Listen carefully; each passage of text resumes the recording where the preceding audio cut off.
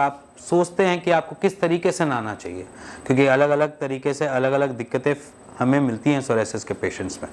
तो simply psoriasis के patient आज इस वीडियो में जानेंगे कि किस तरीके से उनको नहाना चाहिए, क्या क्या वो यूज़ कर सकते हैं और क्या नहीं। तो सबसे पहले टिप से स्टार्ट करते हैं। फर्स्ट टिप जो रहेगी वो ये रहेगी कि आपने जो सोप यूज़ करना है वो ऐसा सोप यूज़ करना है जिसका झाग नहीं बनती हो, जिसकी लेदर फॉर्म नहीं होती हो।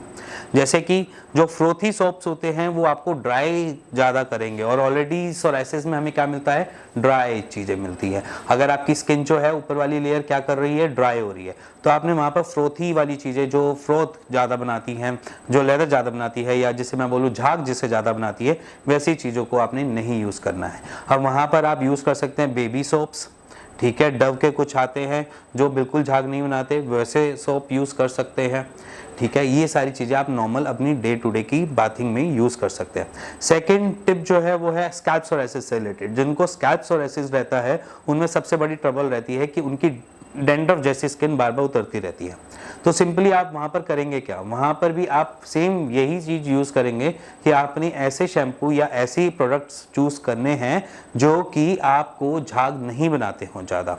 जैसे कि आपके बेबी शैम्पूज जो होते हैं वो झाग नहीं ज़्यादा बनाते, जिससे आपकी जो ड्राइनेस, जो ऊपर की ड्राई स्किन हो रही है वो ज़्यादा ड्राई होगी नहीं, जिसकी वजह से आपका सोराइसिस जो है वो ज़्यादा आपको दिक्कत देगा नहीं, सिंपली। अब थर्ड टिप के पास पहुँचते हैं। थर्ड टिप में सबसे बड़ी चीज़ जो बताने जा रहा हूँ वो ये है कि आपने पानी का चॉइस भी अपनी बॉडी के हिसाब से करना है। मान लीजिए कि अगर आज की डेट में बहुत ज़्यादा कोल्ड एनवायरनमेंट है और ठंड का एनवायरनमेंट है और आप बहुत ज़्यादा गर्म पानी से नहा रहे हैं, तो वो भी चीज़ गलत है सोराइसिस के पेशेंट के लिए। और अगर आप किसी एक गर्म प्लेस में हैं और आप ये सोच रहे हैं कि मैं ठंडे पानी से नहा लूँ, वो भी गलत है। आपने रूम टेम्परेचर के पानी से नहाना है, क्योंकि कोई भी चीज़ आपके सोराइसिस को एग्रावेट कर सकती है। तो सिंपली पानी की भी चॉइस आपको करनी ही पड़ेगी। और एक और चीज़, इसमें पानी में बहुत सारे अलग अलग जगह के अलग अलग वाटर हमें देखने को मिलता है।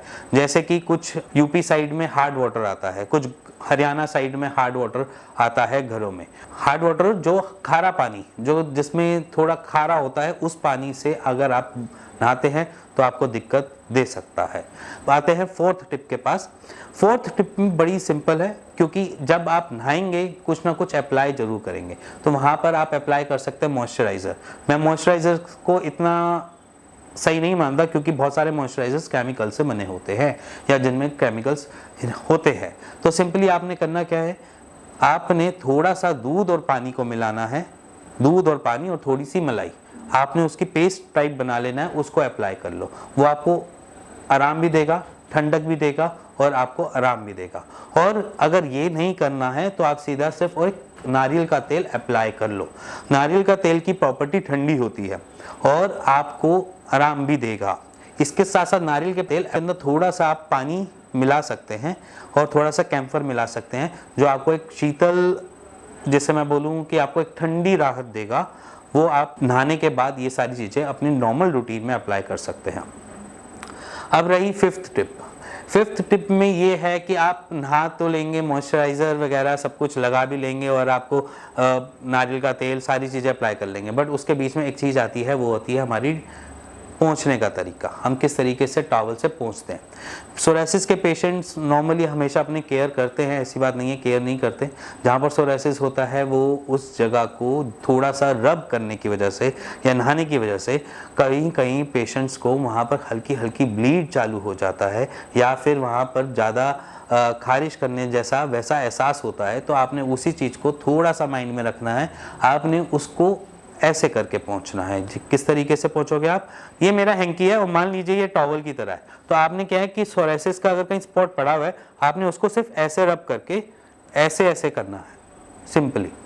आपने इसको मसलना नहीं है, ये गलत चीज़ है। आपने सिर्फ इसको सिंपली इस तरीके से दबाना है, रखना है, दबाना है, रखना है।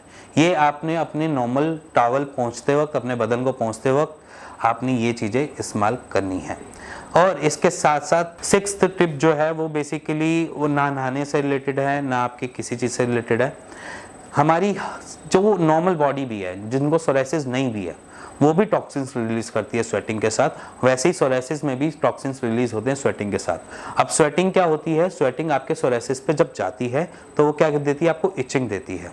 इचिंग क्यों देती है, क्योंकि वो टॉक्सिन्स प्रोड्यूस कर रही होती है, क्योंकि अंडर स्किन जो टॉक्सिन्स निकलने हैं वो स्किन के ऊपर आते हैं, और जब वो आते हैं तो वहाँ पर कलेक्शन होती है, और कलेक्शन होने के बाद आपको वो इचिंग देते हैं।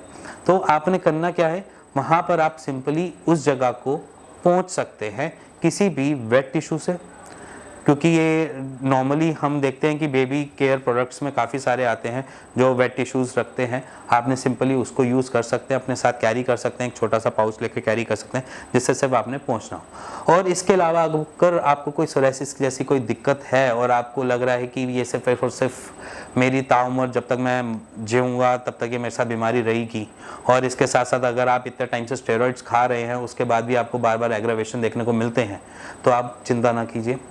आप नीचे दिए हुए नंबर पे मेरे को अपनी पिक्स भेजिए जहाँ पर भी आपको सोराइसिस बना हुआ है, और मेरी टीम से बात कीजिए और उसका एक राइट सॉल्यूशन लीजिए। इसी के साथ मिलेंगे नेक्स्ट वीडियो पे नेक्स्ट टॉपिक पे, तब तक के लिए नमस्कार।